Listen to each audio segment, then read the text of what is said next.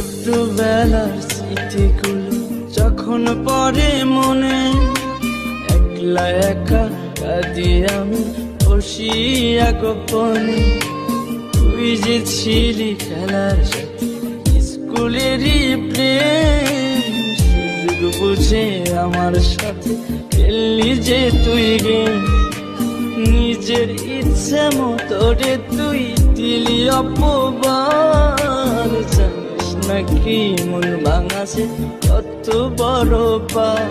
তুই মহাপাপী, তুই অপরাধী, তুই যে লোভী মেয়ে।